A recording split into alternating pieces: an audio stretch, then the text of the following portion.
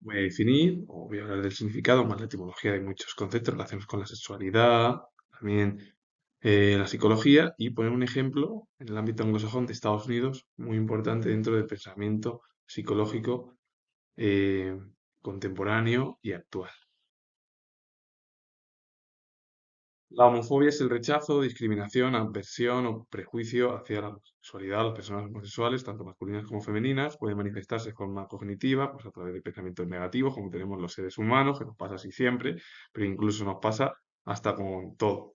Afectiva, que es de asco o miedo, o conductual, que sería a través de las agresiones, que es también uno de los problemas y lacras que tiene la sociedad humana. La etimología proviene del griego de homos, que es pues el mismo, haciendo referencia a homosexual, y phobos, que es miedo, temor o aversión. El significado literal es el miedo a lo mismo, en el contexto normalmente de la orientación sexual. Quien acuñó este término fue el psicólogo estadounidense George Wayne Webb en los años 60, y voy a hablar además de él. Fue un psicólogo muy importante y reputado, sobre todo, que apareció en medios de comunicación, tanto de la radio, la televisión, de su país. Y la heterofobia, aunque es un término menos común que la homofobia, se define como el miedo, la aversión, el rechazo, la discriminación hacia personas heterosexuales. También se ha interpretado en contextos sociales pues, como miedo a lo diferente o a la alteridad. La etimología proviene del griego heteros, que significa otro, diferente, haciendo referencia sobre todo al ámbito del heterosexual. Y lo de phobos es miedo a aversión, y el significado al final significa el miedo a lo diferente, y el otro, el significado de homofobia es el miedo a lo mismo, normalmente. La paciencia es la capacidad de sufrir o soportar algo molesto, doloroso o minucioso sin alterarse, que es lo que hacemos a veces las personas por tal de no discutir, sobre todo entre familias, entre amigos o entre parejas, y luego eso es lo que nos repercute a provocar incluso más discusiones con la gente, pues que al final, sobre todo con las parejas es a lo que me refiero, por la dejadez y cómo somos al final como especie humana, sí, hay que decirlo. Y cómo somos como una estructura además muy compleja. Además, es la habilidad de esperar con calma cuando algo se desea o de mantener una buena actitud ante las demoras y dificultades. El término deriva del latín de patientia, que está formado por el verbo latino pati, que es sufrir, padecer o soportar, más el sufijo entia, que es la cualidad de la gente. El significado literal significa quien sufre o soporta. A veces las personas tenemos paciencia por tal de no discutir, pero lo mejor, y yo siendo historiador, es decir las cosas. Pero el problema es que nos da ya hasta a veces pánico entre la familia, porque claro, la familia luego te dice una serie de cosas, tal, pero como empieces a decir cosas que no le gusten al otro y hay una discusión y al final no te ves ni en años. Pero bueno, debe ser que lo que nos gusta a los humanos es nada más que discutir. Así nos pasa. La sexualidad es una orientación sexual caracterizada por la falta de atracción sexual hacia otras personas o un interés bajo o nulo en la actividad sexual. No es lo mismo que el celibato o la abstinencia, que se está relacionado, bueno, pues con otras cosas, sobre todo el celibato es en la religión. Y la abstinencia es cuando no te apetece, por ejemplo, que son decisiones conductuales, mientras que la sexualidad se considera una orientación intrínseca. Bueno, la etimología deriva del prefijo a, sin o negación, que deriva al final del griego o del latín, y sexual, que es sexualis, que es del latín, sexo, y el significado es literal, sin sexo o sin sexualidad. El término se ha utilizado en el siglo XIX en biología para organismos sin sistema sexual, y luego ya pasó a usarse o utilizarse en el ámbito de la sexualidad humana, pues en torno a finales del siglo XIX. La demisexualidad se encuentra dentro del espectro asexual. Una persona demisexual solo experimenta atracción sexual después de formar un vínculo emocional fuerte o profundo con otra persona.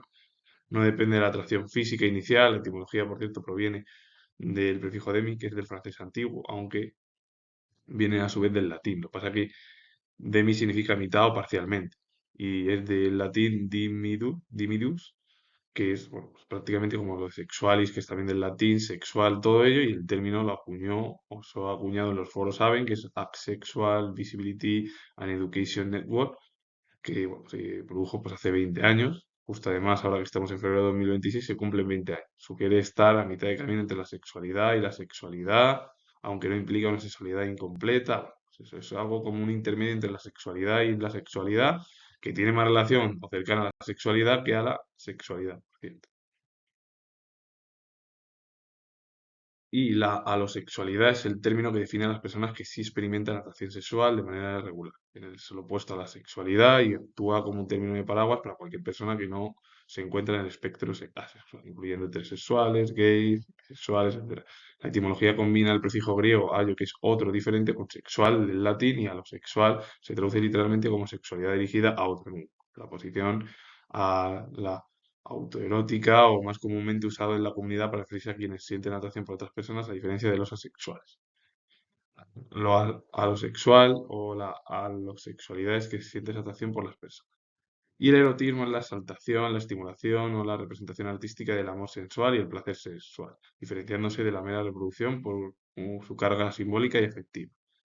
Y aquí lo que engloba este término es fantasías, actitudes, comportamientos que incitan al deseo. La etimología proviene del latín de eroticus, a su vez también del griego de eroticos, y deriva del Eros, que era el dios del amor, de la atracción sexual, como se hablaba en la mitología griega, y en su momento, bueno, pues a partir de ahí, de Eros viene erotismo, y el erotismo es como imaginar, pensar en alguien que, pues, que nos gusta, por ejemplo.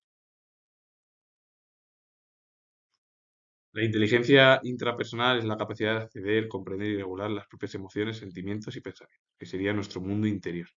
Es decir, cómo nosotros nos tenemos que cuidar. La inteligencia interpersonal es la habilidad de entender lo que le sucede a otra persona, interpretar sus emociones y motivaciones y relacionarse con ellas efectivamente, que es el mundo ya de fuera, que es lo que a nosotros ya no nos entra en eso, porque nosotros podemos tener una serie de inteligencia intrapersonal, miedos, una serie de cosas, y a lo mejor vamos recuperándonos, pero vemos a otra gente que tiene más problemas y a lo mejor le vemos con la manera de entenderle, ser empático, la empatía, pero bueno, hoy en día el ser humano no es muy empático en los últimos 25 años y es sobre todo por la manera de ser que también somos, y valga la redundancia, y luego la repetitiva o la repetición que hacemos y hacemos y hacemos continuamente de lo mismo. Y así pasa luego que se producen discusiones, que es como, por ejemplo, tenemos paciencia por tal de no discutir, pero no nos damos cuenta que como no digamos la verdad a la gente, no se va a comprender lo que es la realidad de los demás y nuestros pensamientos. Y esto pasa sobre todo en familia, con amigos, y hoy en día ya pasa ya con las parejas, ya. Porque parece ser que gusta, no gusta y no se sabe ya uno ni cómo actuar, sobre todo en ese espacio psicológico. Y la inteligencia emocional representa la unión de ambas, gestionar nuestro interior, que sea el mundo, que es intrapersonal, mientras nos relacionamos adecuadamente con el exterior, que es el interpersonal, y a partir de ahí debemos de llevar a cabo un comportamiento. Pero el problema es que como no te quieras tú mismo o no pienses tú mismo que eres todo positivo, la gente de la calle ni la gente de otros lados más cercana tampoco te va a estar detrás tirándote siempre flores. Así lo digo. Y lo comento yo siendo historiador. Y para finalizar, un ejemplo en la cultura anglosajona, esta vez en Estados Unidos, con George Weinberg, que fue psicólogo clínico estadounidense, que fue el que acuñó el término homofobia en los años 60 y que además fue autor de varios libros acerca de temas relacionados con la psicoterapia. Fue una figura importante o asidua pues, en los medios de comunicación, sobre todo en la radio, en la televisión de su país, y dejó huella pues, en el pensamiento